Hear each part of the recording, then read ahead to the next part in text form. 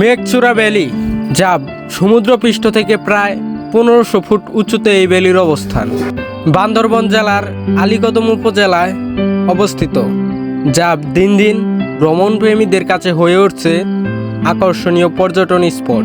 পাহাড়ের বুক চিরে স্নিগ্ধ সকালের সূর্যোদয় আর শুভ্র মেঘেদের হাতছানি দিন দিন এই পাহাড়ের সৌন্দর্যকে বাড়িয়ে দিয়েছে আরও বহুগুণ। আজকের ভিডিওতে আপনাদের দেখানোর চেষ্টা করব মেঘচূড়া ভ্যালির এক অন্যরকম নৈসর্গিক সৌন্দর্য। এছাড়াও তুলে ধরব কোন সময় আসলে মেঘচূড়া ভ্যালির আসল সৌন্দর্য উপভোগ করতে পারবেন এবং কিভাবে পাহাড়ের সবথেকে বেস্ট এক্সপেরিয়েন্স নিতে পারবেন। আজকের ভ্রমণ গল্পে থাকবে তারই সকল বিস্তারিত, তাই ভিডিওটি না টেনে এবং স্কিপ না করে পুরো ভিডিওটা দেখার আমন্ত্রণ রইল। আশা করি পাশে থাকবেন। সো চলেন ভিডিওটা শুরু করা যাক।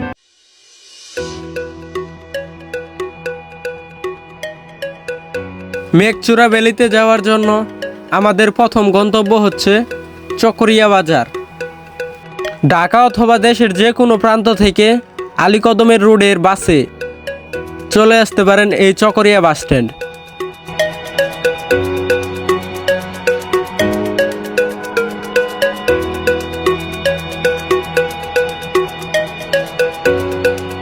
আমাদের আজকের যাত্রা বিরতি দেওয়া হয় কুমিল্লার এই তাজমহল হোটেলে। সাধারণত এই যাত্রা বিরতি হোটেলগুলোতে খাবারের দাম হয়ে থাকে অনেক বেশি, তাই আপনারা দাম দর করে খাবেন। অবশেষে বাসটা আমাদের এই জায়গায় এনে নামিয়ে দিয়ে গেল। এখন সকাল বাজে 9টা, তাই আগে আমরা নাস্তা করে নেব এবং নাস্তা করা শেষে এখন আমরা আমাদের আইডি কার্ডের 2 কপি ফটোকপি করে নিলাম, কারণ ফটোকপি আমাদের ইয়াংসা বাজারের আর্মি চেকপোস্টে জমা দিতে হবে।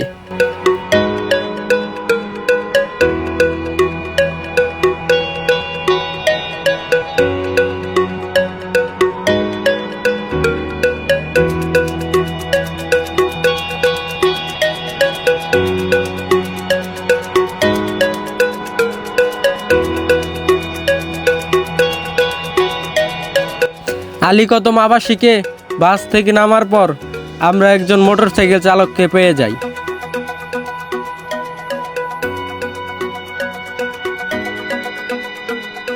আলীকদম থেকে মেঘচূড়া ভ্যালিতে যাওয়ার সময় দুজনের মোটরসাইকেল ভাড়া পড়েছিল 350 টাকা।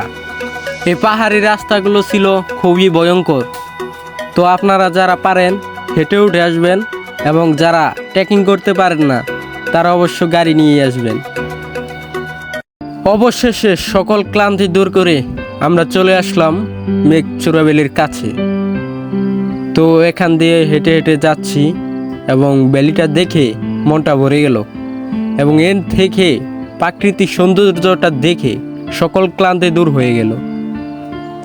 মনের মধ্যে একটা অন্যরকম অনুভূতি কাজ করছে।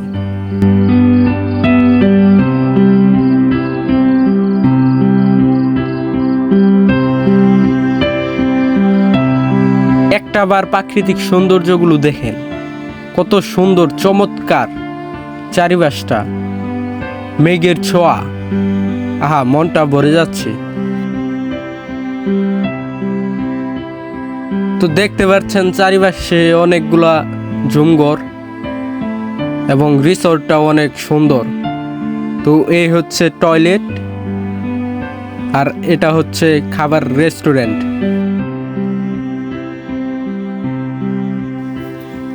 আর সব শেষে এই হচ্ছে আমাদের রুমটা অনেক চমৎকার।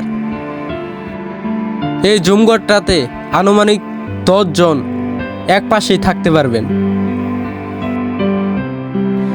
এখন আপনাদের দেখাবো এই জুমঘরের সব থেকে সুন্দর এবং চমৎকার যে ভিউ পয়েন্ট সেইটা দেখেন।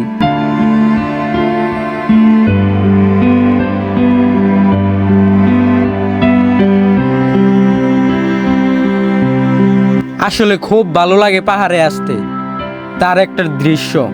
আর ওই যে দূরে দেখেন একটা নদী দেখা যাচ্ছে, এটাই হলো মাতামোহরী নদী, ওখান দিয়ে বয়ে গেছে।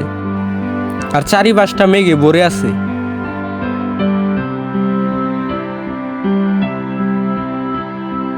দোলনাগুলো অনেক চমৎকার। আপনারা যারা দোলনা খেতে পছন্দ করেন তারা অবশ্যই দোলনাগুলোতে বসে দোলনায় দোলতে পারবেন।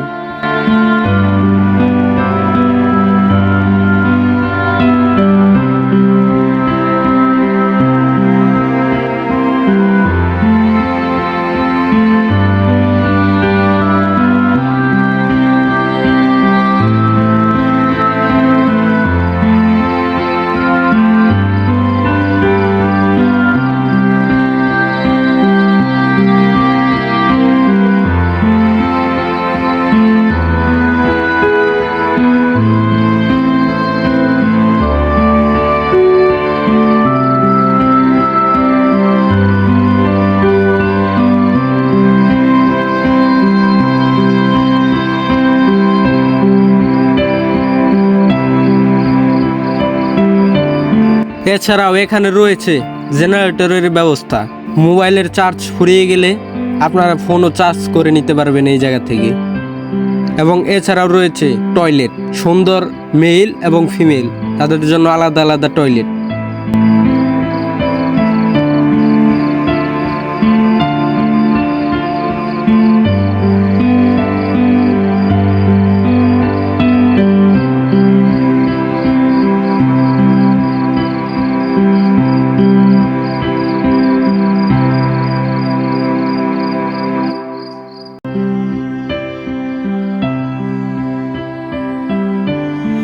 এবং ঘুরতে ঘুরতে নিজের চোখে দেখলাম সুন্দর মেঘ, মেঘেরা খেলা করছে।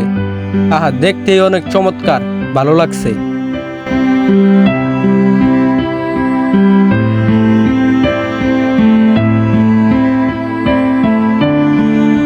অবশেষে এখন সকাল প্রায় 8টা বাজে।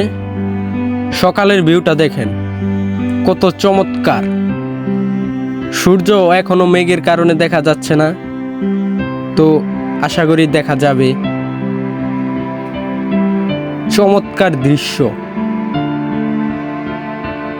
তো এই রিসোর্টে এসে অবশেষে সুন্দর একটা সকাল কাটাচ্ছি, মনটা ভালো লাগছে এবং সবকিছু প্রাকৃতিক নিরিবিলি, মনটা ভরে যাচ্ছে।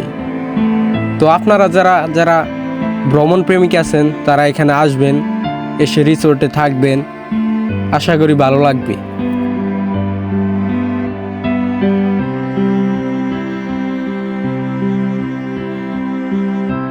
তো অবশেষে আমাদের আজকের ভিডিও এখানেই শেষ।